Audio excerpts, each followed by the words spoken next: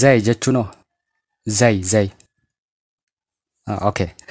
Egaa hordoftoota chaanala EFOTube baga nagaan gara chaanala kanaatti dhuftanii jechoota sasalphoo kutaa tokkoffaa marsaa afraffaa kana keessatti jechoota barbaachisoo ta'an afran kana namni Ingiliffa beekuu fedhii qabu tokko duwwaarraa ka'ee beekuu qabu kanneen jedhaman kana waliin ilaalla.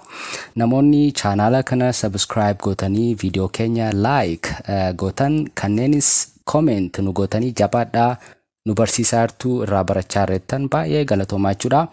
Har'ammoo jechoota afran kana adda baafannee ilaalachuudha. Inni jalqabaa zay kan jedhudha. Zay kan jedhu kun immoo gara afaan Oromootti yeroo hiikamu isaan kan jedhu ta'a. Isaan jechuu yeroo barbaannu zay jenna. Fakkeenyaaf they are friends. They are friends. Friends jechuun hiriyoota. Friend yoo jennu saa kana dhiisne hiriyaa ta'a. Saan kun maal agarsiisti? Baay'ina. They are friends. Nama lamaa fi lamaa oliif fayyadamna. They kan jedhu kana nama tokkoof hin fayyadamnu. They, them, their kanneen jedhan sadan kana nama lamaa fi lamaa ol kan ta'eef fayyadamna. Baay'ina kan qaban jechuudha. Nama tokkoof hin fayyadamnu.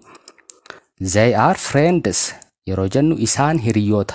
Nama lamas ta'uu danda'a, nama sadiis ta'uu danda'a. Esii kana yoo dhiifne ammas keessatti friend yoo jenne hiriyaa kan jedhutti hiikama. Esii yoo qabaatte garuu nama lamaa fi lamaa ol ta'uu isaanii agarsiisa jechuudha. They are friends isaan hiriyoota. They are brothers. Brothers obboloota akka jechuuti. Esii kana yoo dhiistan brother yoo jettan obboleessa akka jechuuti. Brothers saa kanatti dabaltanii brothers yoo jettan immoo obboloota akka jechuuti jechuudha. They are coming. Coming yeroo jennu immoo wanti tokko yookaan namni tokko yeroo dhufudha. Dhufuu akka jechuuti. Coming jechuun dhufuu akka jechuuti. They are coming isaan dhufaa jiru. ING yookaan ING kana kan fayyadamnu wanta amma ta'aa jirudha. They are coming yeroo jennu isaan dhufaa jirudha. Dhufaa jiru karaarra jiru akka jechuuti. Yeroo baay'ee almost yeroo hunda ING jechoonni qaban taatee amma dalagamaa jiru. Isaan dhufaa jiru yeroo jennu karaarra jiru jechuudha. Nutti dhufaa jiru. They are playing yoo jenne amma fakkeenyaaf play jechuun play ishee kana qofaa. Play ING kana dhiisne play yoo jenne taphachuu akka jechuuti. Playing yeroo jennu immoo taphachaa jiru. Coming dhufaa jiru. ING kana yeroo itti dabaltan wanti sun amma ta'aa akka jiru agarsiisa jechuudha. They are playing isaan taphachaa jiru. Kubbaa miilaa ta'uu danda'a wanta isaan taphatan sana taphachaa jiru amma. They are coming dhufaa jiru akka jechuuti. Egaa they kan jettu kun nama lamaa fi nama lamaa oliif qofa fayyadamna. They is jechuun dogoggora. Hima Ingiliffaa tokko they is jennee eegaluun dogoggora jechuudha. They are jenna yeroo kamuu they is hin jennu. They are jenna nama lamaa fi nama lamaa oliif waan ta'eef ishee kana akkasitti asitti qabadha. Yeroo jecha isa lammaffaatti dabarru zam kan jedhu arganna. Zam kan jettu kunis egaa isaan kan jettudha. Zay fi zamiin baay'ee wal fakkaatoodha garuu garaagarummaas ni qabu. Zay kan jennu yeroo nuti jalqaba jecha kana fayyadamnee hima tokko uumnu zay jennee kaana. Zam jennee hima Ingiliffaa tokko hin eegallu. Fakkeenyaaf zam are friends hin jennu. Bakka zay jedhu kana zamii buusnee zam are friends hin jennu. Zamiin isaan kan jedhutti yoo hiikameyyuu them are friends hin jennu jechuudha. Zay kan jettu kana jechoota ittiin himoota ittiin jalqabuudhaaf fayyadamna. Mee fakkeenya fudhannee ilaallu. Them kan jettu kun isaan yookaan isaanan kan jedhutti hiikamti. Fakkeenyaaf do you know them yoon isiniin jedhe you jechuun si akka jechuuti. No jechuun beekuudha. Them jechuun immoo isaan akka jechuuti. Do you know them yoon isiniin jedhe isaan beektaayi akka jechuuti. Isaan beektaayi jettanii yoo nama tokko gaafachuu barbaadan do you know them Do you know them? Jettu. I them. Fakkeenyaaf I know them yoon jedhan I know them isaan nan beeka. No jechuun beekuudha. I know them yoon jedhe isaan nan beeka. Eenyuun isaaniin. I want them yoon jedhe isaan nan barbaada. Want jechuun wanta tokko barbaaduudha. I love them isaan nan jaalladha. Eenyuun isaaniin. I love them. Yeroo baay'ee them kan jettu kana dhuma jecha irratti dhuma himaa irratti arganna. Egaa xiqqoo zee fi them kan jedhan kun garaagarummaa ni qabu garuu sadarkaa keessaniif waan hin taaneef keessa lixee isiniif sun barbaadu. Fakkeenyaaf zee kan jettu kun subject pronoun jedhamti. Subject yeroo ibsuu barbaanudha. Them kan jettu kun immoo object pronoun jedhamti Ingiliffa keessatti. Garuu ammaaf garaagarummaa isaanii akkasitti qabattanii himoota garaagaraa uumtanii akkasittiin fayyadamuu ni dandeessu jechuudha. Mee jecha isa itti aanutti haa dabarru. Zeeriin kunoo zeer kan isaanii sirriidha argatteetta. Zeer jechuun kan isaanii kan isaanii. Yeroo nuti kan isaanii jechuu barbaannu maal jennaa? Zeer. Meen oliin jedhaa?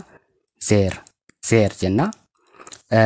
Zee fi zamiin isaan kan jedhutti hiikamee zeer yeroo jennu immoo fakkeenyaaf namoonni lama wanta tokko qabaatanii fakkeenyaaf makiinaas ta'uu danda'a, manas ta'uu danda'a. Qabeenyi sun kan isaanii yeroo jechuu barbaannu zeer jenna jechuudha. That is their car. Fakkeenyaaf that jechuun maal jenne? Sana akka jechuuti sana. Sun konkolaataa isaaniiti yoo jechuu barbaanne that is their car. Sun konkolaataa isaaniiti. Kan isaanii abbaa qabeenyummaa agarsiiste jechuudha. Their kan jettu kun. That is their dog. Dog jechuun saree. Sun saree isaaniiti. Their jechuun abbaa qabeenyummaa agarsiisti. Sareen kun amma kan eenyuti? Kan isaanii yeroo jechuu barbaannudha jechuudha. Fakkeenyaaf their father yoon jedhe abbaa isaanii. Their mother yoon jedhe haadha isaanii kan isaanii. Their kan jettu kun abbaa qabeenyummaa agarsiisa jechuudha. Kan isaanii yeroo jechuu barbaannu yeroo kamuu zeer jennee fayyadamna jechuudha. Ishee kana akkasittiin qabadhaa. Kilaasii keenya kanaaf jechi isheen dhumaa isin beekuu qabdanii fi baay'ee barbaachistuu taate yeroo baay'ee kan itti fayyadamnudha. Eat kan jettudha. Eat jechuun wanticha akka jechuutti gara Oromofaatti walumaa galatti yeroo ibsinu wanticha wanta tokko bakka buufne yeroo dubbachuu barbaannudha. Fakkeenyaaf wantoota bakka buusne dubbachuudhaaf isiniin jedheera. It is new. Namni tokko fakkeenyaaf dhufee it is new yoo isiniin jedhe maaltu haaraadha? Wanta inni bakka buuse sana. Fakkeenyaaf hiriyaan keessan bilbila haaraa takka bitate fuuldura keessan dhaabatee isinitti agarsiisa. It is new yoo isiniin jedhe maaltu haaraadha? Bilbila sana jechuudha. It kan jettu kun maal bakka buute? Bilbila sana. Bilbila harkatti qabate sana. It is new jechuun bilbila harkatti qabate sun haaraa ta'uusaa agarsiisa jechuudha. Fakkeenyaaf ammas it is good yoon jedhe gaariidha. It is good gaariidha. Maaltu gaariidha? Fakkeenyaaf nama tokkoon jireenya akkamii? How is life? Jireenya akkamii yoo jettan it is good jedhee isinii deebisuu danda'a. It is good. Itiin kun maal agarsiisa jechuudha? As keessatti jireenya agarsiisa jechuudha. Jireenya akkamii? How is life jettanii gaafattu namni sun immoo it is good jedhee isinii deebisa. Itiin kun maal bakka buute jechuudha? Jireenya isaa bakka buute jechuudha. Wantoota bakka buusnee jecha itti fayyadamnudha jechuudha. It kan jettu kun. It is cold yoo jenne cold jechuun qorra yookaan qabbanaa'ummaa waan tokko agarsiisti. Cold qabbanaa. Fakkeenyaaf haalli qilleensaa akkamii jettanii yoo nama tokko gaafattan haala qilleensaa jechuudha. It is cold isiniin jechuu danda'a. Qabbanaadha. Maaltu? Haala qilleensaa. It kan jettu kun maal bakka buute? Haala qilleensaa sana jechuudha. Haalli qilleensaa akkamii? It is cold. It is cold. Itiin kun amma maal bakka buute? Haala qilleensaa jechuuti. Fakkeenyaaf it is late. It is late. Late jechuun yeroo barfatudha. It is late. Barfateera akka jechuuti. Nama tokkoon it is late yoo jettan barfateera akka jechuu keessaniiti. Maaltu barfate? Sa'aatiitu barfate. It yeroo jettan sa'aatiin barfateera akka jechuuti. Maqaa wantichaa otoo hin dhayin maqaa wantichaa ni jira. Fakkeenyaaf maqaa wanta tokkoo ni jira. Maqaa wanta tokkoo sana bakka buufnee yoo dubbachuu barbaanne itii fayyadamna. It is new yoo jettan bilbila haaraa sana bakka bu'ee. It is good yoo jettan jireenya nama sanaa bakka bu'ee. It is cold yoo jettan haala qilleensaa bakka bu'ee. It is late yoo jettan sa'a bakka bu'ee jira jechuudha. Jechi it jettu kun akkasittiin qabadhaa. Yeroo hunda egaa yeroo isin hima uumtan jecha it jedhu kanaan yeroo eegaltan it is jettu malee it are hin jettanii. Itii kana waan qeenxee ta'eef fayyadamna. Wanta qeenxee ta'eef wanta 2 yookaan 3 4 yoo ta'e baay'inni isaa 2 3 4 yoo ta'e it kan jettu kana fayyadamtanii. Fakkeenyaaf it are jennee hima kamuu eegaluun dogoggoradha. Ishee kana sirriitti asitti naa qabadhaa.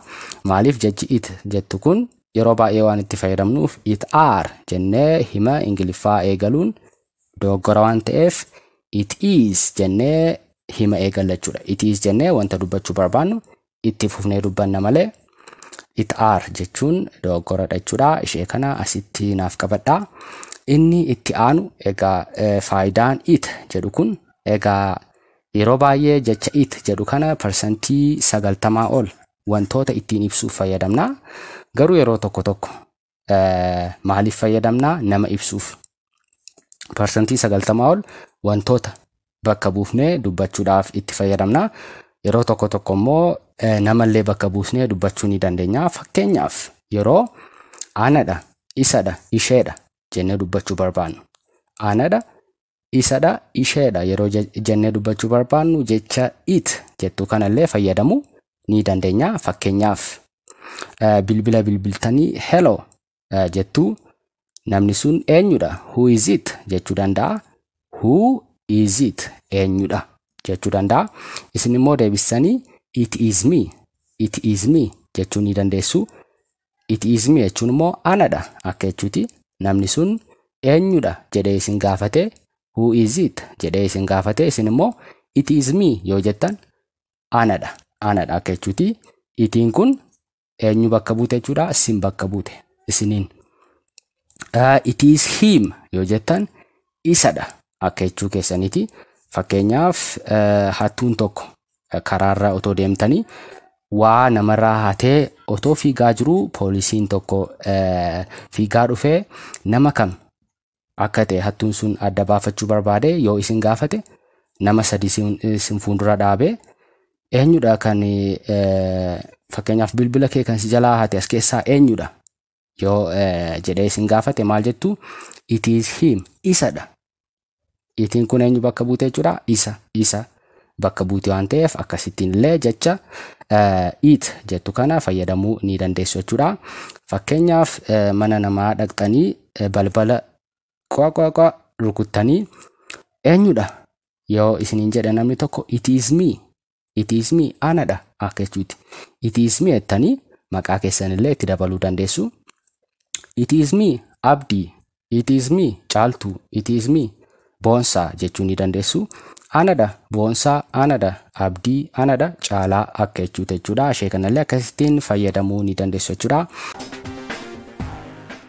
Egaa hordoftoota chaanaala EF4Tube barnoota keenya kilaasii garaagaraa afuriin barnoota keenya jalqabaa kun egaa jechoota sasalphoo nuti itti fayyadamuu dandeenyu akka pronounota yookaan bakka maqaa buufnee jechoota itti fayyadamuu dandeenyudha. Egaa jechoota kana kilaasii afuriin adda baafannee ilaallee ture jechuudha. Yoo gaaffii qabaattan koomentii jalatti naa barreessaa. Viidiyoo kana yoo jaallattanis like comment gochuun dagatinaa. Namoonni chaanaala kanaaf haaraa taatan yoo jiraattan subscribe gochuun maatii keenya ta'a. Wantoota garaagaraa irraa barattu jedheetan abdadhaa. Haga barnoota keenya itti aanu keessatti jechoota garaagaraa isin beekuu qabdan filannee akkasitti barannu keessatti wal agarruutti yeroo gaarii qabaadhaa and don't forget to practice.